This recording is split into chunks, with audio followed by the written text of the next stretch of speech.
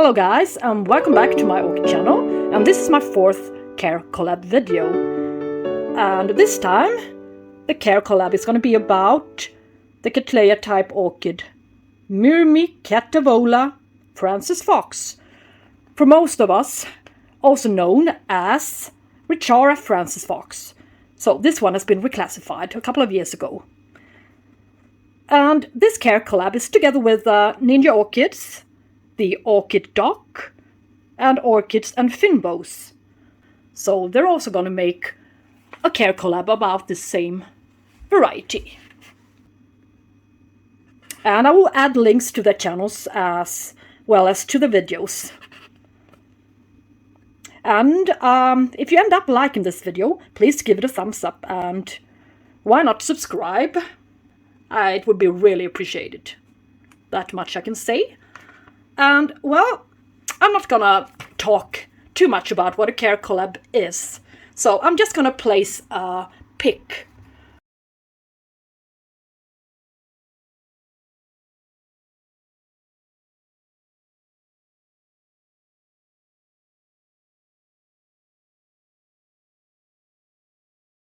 Well, I really do think it's a bit important to just make a brief common care guide about this lovely orchid before I show mine to you.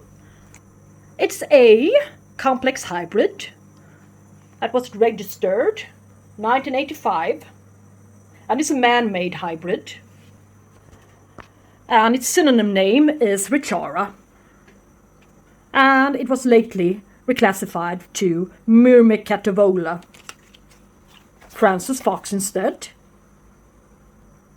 Its parents are the species Myrmecatavola tibicinis and Cattleya polka dot. And this polka dot is a complex hybrid. Myrmecatavola has got its name from Myrmecatavola, cat, Cattleya. Avola comes from Brassavola. The care is identical to Cattleya orchids. It's a warm to hot grower, since the vast majority of her parents are hot to warm growers. It requires very bright to direct sunlight. It tolerates quite low humidity. Water it when it's dry, but don't wait until its leaves shrivels. It's in growing stage all year round, so fertilize it often. And it's an epiphyte, so it will do well in plastic pots as well as clay pots. And it can be potted up in any kind of medium. Its pseudobulbs are slim, and it can produce unifoliate as well as bifoliate leaves. And its flower spike is very long and pendant, and that inheritance comes from the Chambergia. And it usually gives us 3 to 6 inflorescences on one spike. That's normal. And it's a color changer as time passes. And for some it comes out more dark lipped. And for some it comes up light. Yeah, and it darkens as time goes by. And it flowers for about 2 weeks, depending on how hot it is inside. And it's fragrant in nighttime, and only slightly fragrant during daytime. And that inheritance of this nighttime fragrance is from Brassavola nodosa. And it blooms about once a year, and it takes a very long time to produce the flower spike. Well, the climate it's in is a little bit too chilly for it. For me, it took about 6 months for the flower spike to develop to its maximum length.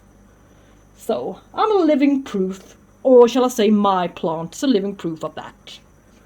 Alright, and I have 2 old, or shall I say 2 clips of it in both spike as well as in flower from January and December. So I just thought I would show her to you in bloom. This one, I've been waiting for this one to bloom for a long time, but it's been attacked by scale, and it's been going downhill a couple of times. But now it's really progressing, and I feel this one is now it's a healthy plant again. And yeah, you cannot see any flowers, but you can surely see this sheath here on his latest cane.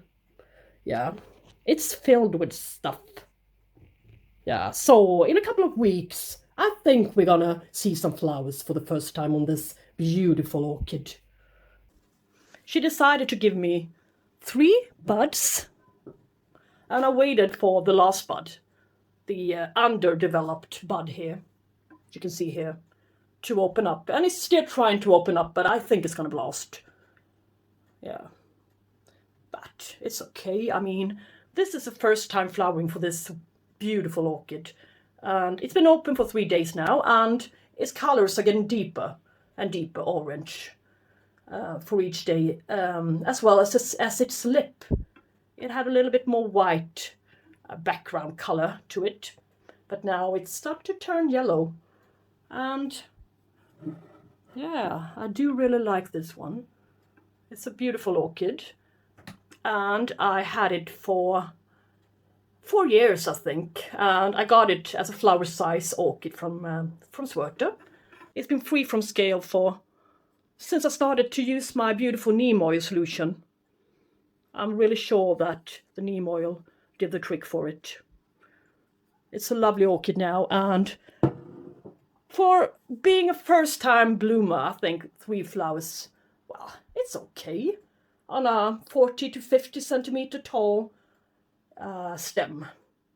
It's a lovely one, and I hope you can see. I hope this camera is focusing. So here's her real spot.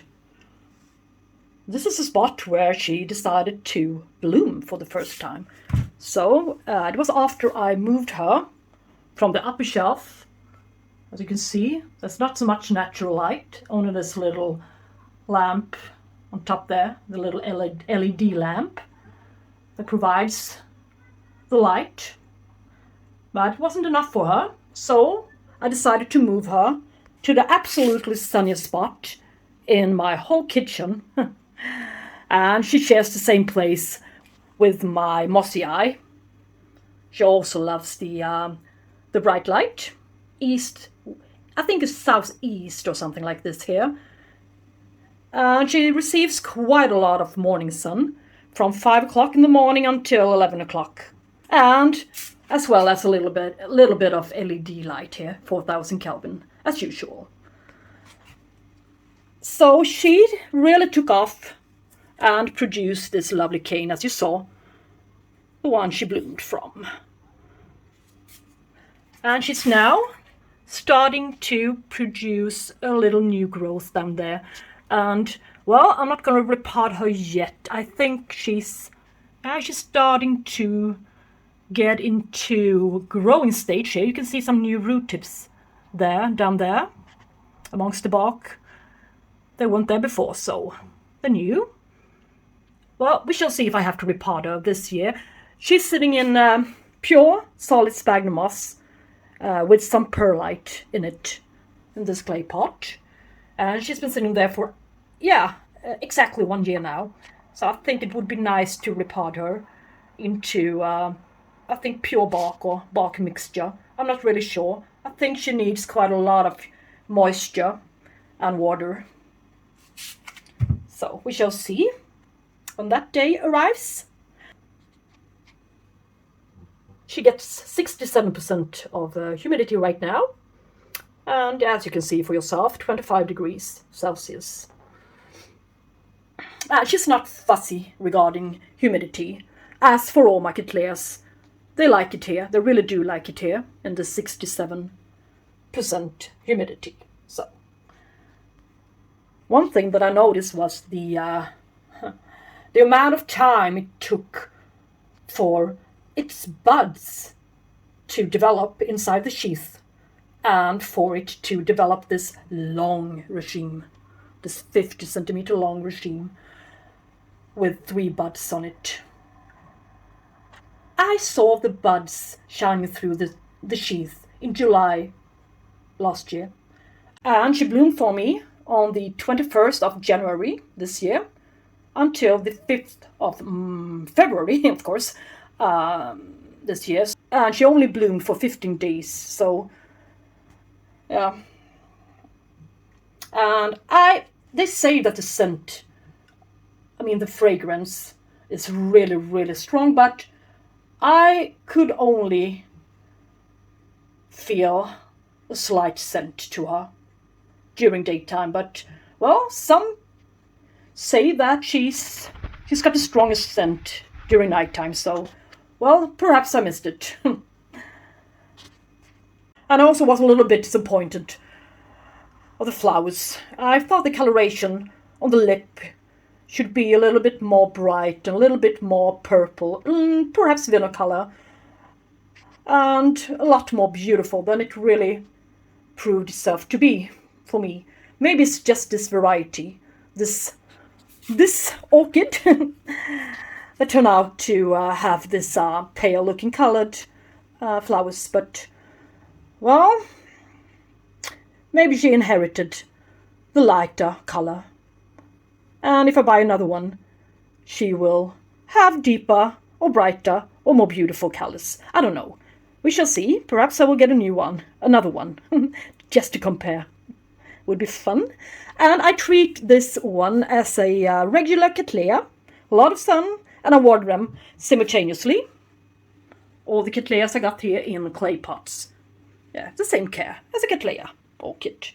And I water her when she's really dry, since she's the only one of my Cattleyas that are now sitting in... well, I have one more down there, but that are now sitting in pure sphagnum moss. So I will have to keep an eye on these 2 guys a little bit more. See to that they are really, really dry when I'm about to water them again. As when it comes to fertilizing, I use this favorite, of course, why not? Lucke Orchid Fertilizer 2014, 20 and 2, and a little bit other stuff in there, as well as I use my Ionic CalMag. So I just want to show you the amount of fertilizer I use. I'm gonna mix my regular fertilizers into 1 liter of water and see how much the TDS meter says that I'm really giving this Frances Fox Orchid. But before I mix anything up at all, it would be nice for you to see how much my regular tap water normally contains. You can compare it a little bit more when you use your, perhaps, RO water for your orchids. Yeah, today my tap water measures 100 parts per million. So it's a bit lower than last time I measured my tap waters directly from the tap. So now it's even less. So you see what we're playing with here. 339, it says. Yeah, that's quite a heavy amount of fertilizing. But doesn't seem to do her any harm. Or the other Cattleyas, for that matter. So, but just make sure to flush your Cattleyas every once in a while. So, well, Recharra Frances Fox, or shall I call her Myrmecatavola?